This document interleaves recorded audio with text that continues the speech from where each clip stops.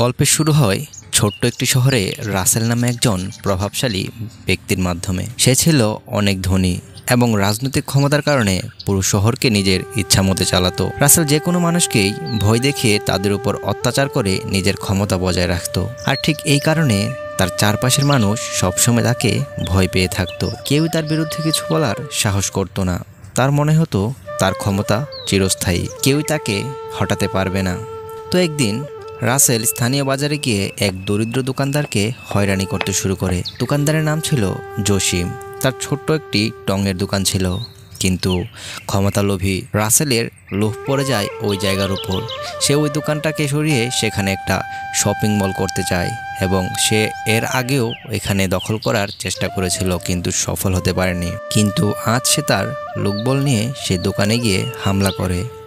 কিন্তু দোকানদার জসিম রাসেলকে সবসময় সম্মান করত, কিন্তু রাসেল আজ তার ছোট্ট দোকানে এসে তার জিনিসপত্র নষ্ট করতে শুরু করে। তখন দোকানদার জসিম ভয়ে কাঁপতে কাঁপতে বলে উঠল, সাহায্য দয়া করে আমার দোকানটাকে নষ্ট করবেন না, আমার পরিবার এই দোকানের উপর নির্ভর করে বাঁচে। তখন রাসেল অনেকটা গর্বিতভাবে বলল, তোর দোকান কি আমার ক্ষমতার সামনে কিছু রে? তুই আমাকে বাধা দিবি? দরিদ্র জসিম আর কিছুই বলতে পারে না। রাসেল তার উপর অত্যাচার চালিয়ে চলে যায়।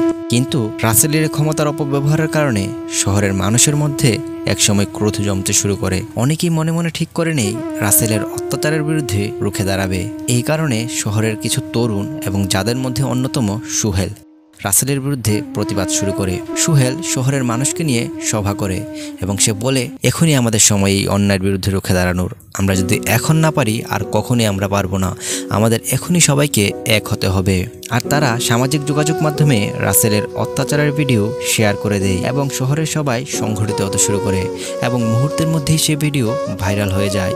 শহরের বিভিন্ন স্থান থেকে বিভিন্ন ধরনের কমেন্ট আসতে শুরু করে। তো এর পরদিন শহরের মানুষেরা রাসেলের বাড়ির সামনে এসে জড়ো হয় এবং তার ক্ষমতার অপব্যবহারের বিরুদ্ধে আওয়াজ তোলে।